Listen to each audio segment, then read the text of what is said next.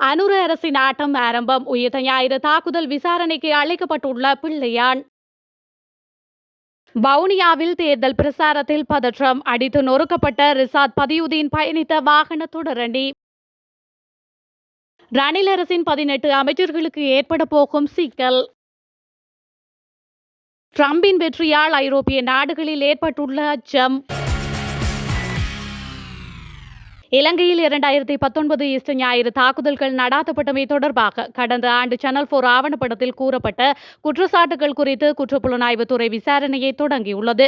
பிரித்தானிய சேனலுக்கு ஆசத் மௌலானா வழங்கிய அறிக்கைகளை குறிப்பிட்டு பொது பாதுகாப்பு அமைச்சில் அமைப்பு ஒன்று தாக்கல் செய்த முறைப்பாட்டை தொடர்ந்து இந்த விசாரணை தொடங்கப்பட்டுள்ளது.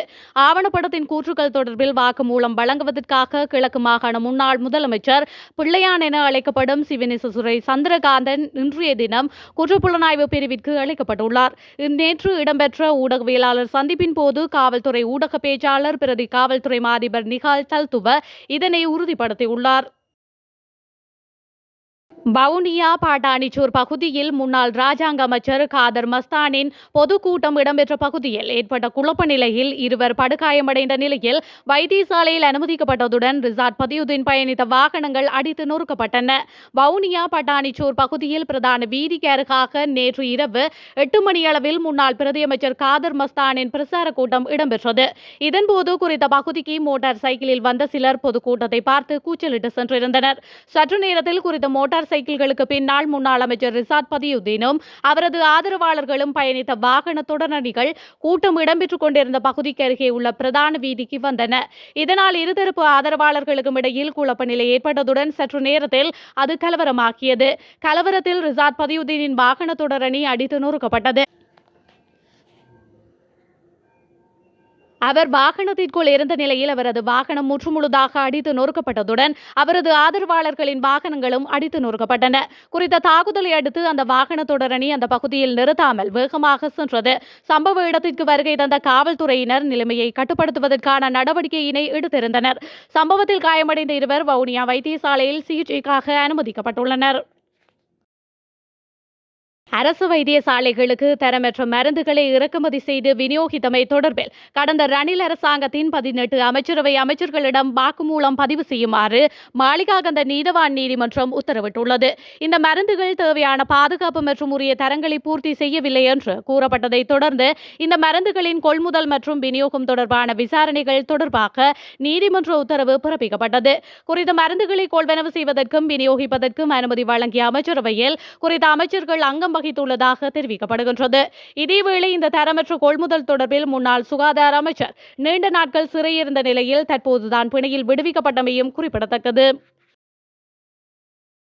மக்களுக்கு பொய் சொல்வதை நிறுத்திவிட்டு வாக்குறுதிகளை நிறைவேற்றுமாறு ஜனாதிபதிக்கு ஸ்ரீலங்கா பொதுஜன பெரமுனவின் தேசிய அமைப்பாளர் நாமல் ராஜபக்ஷ தெரிவித்துள்ளார்.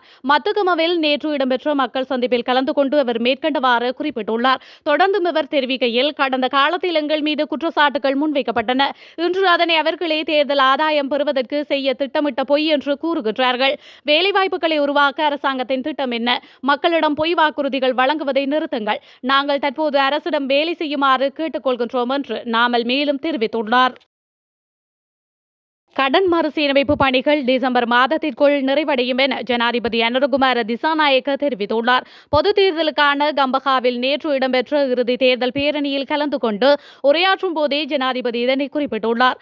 அத்தோடு கடன் மறுசீரமைப்பு பணிகள் நிறைவடைந்த பின்னர் பொருளாதாரத்தில் குறிப்பிடத்தக்க ஸ்திரத்தன்மையை அடைய முடியும் எனவும் ஜனாதிபதி வலியுறுத்தியுள்ளார்.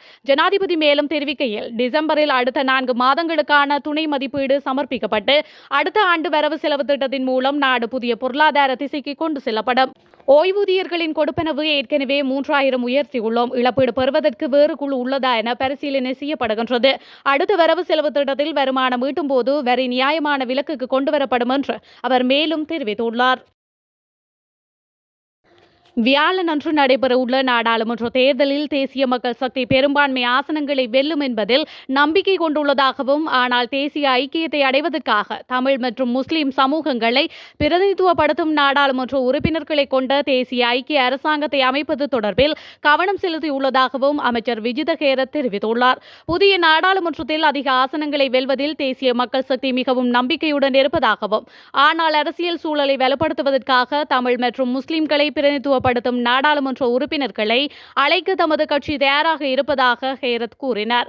எவ்வாறாயினும் தேசிய ஐக்கிய அரசாங்கத்திற்கான இந்த அழைப்பு இந்த சமூகங்களை பிரதிநிதித்துவப்படுத்தும் இந்த நாடாளுமன்ற உறுப்பினர்களுக்கு மட்டுமே மட்டுப்படுத்தப்படும்.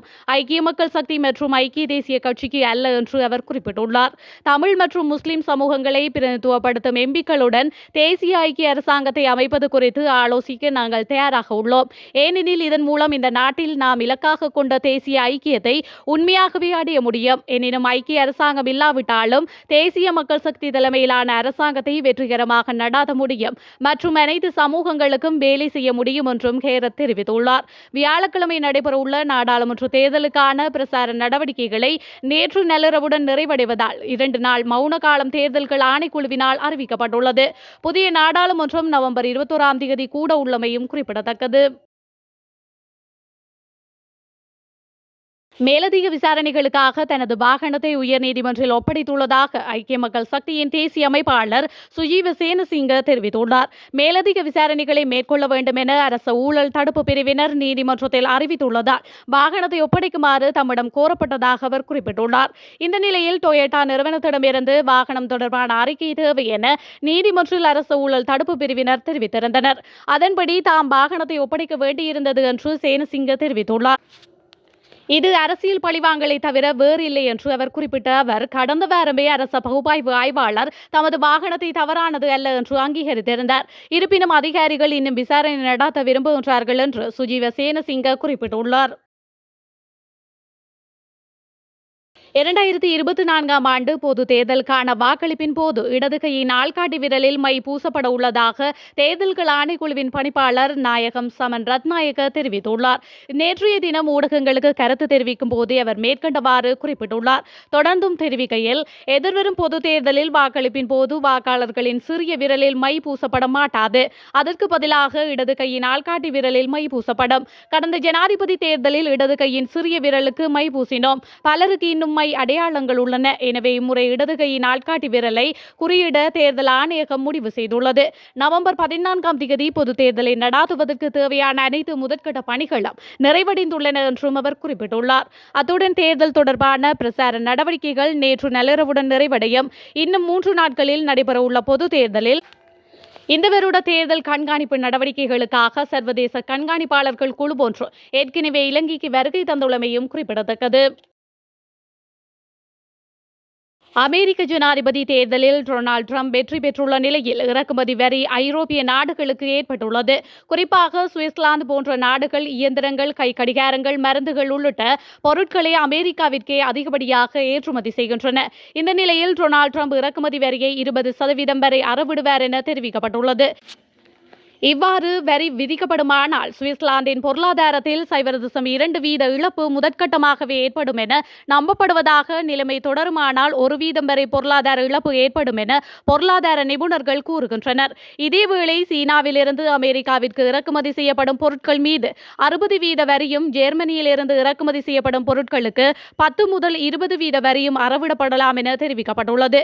இதனால் தானியங்கி துறை மற்றும் மருந்தகத்துறை உள்ளிட்ட அமெரிக்காவில் விற்பனை செய்யப்படும் ஜெர்மன் தயாரிப்புகளின் விலை அதிகரிக்கும் என எதிர்பார்க்கப்படுகின்றது. எனினும் பிரித்தானியாவிற்கு மட்டும் வரி விலக்கு அளிக்கப்படலாம் என்றும் கூறப்படுகின்றது.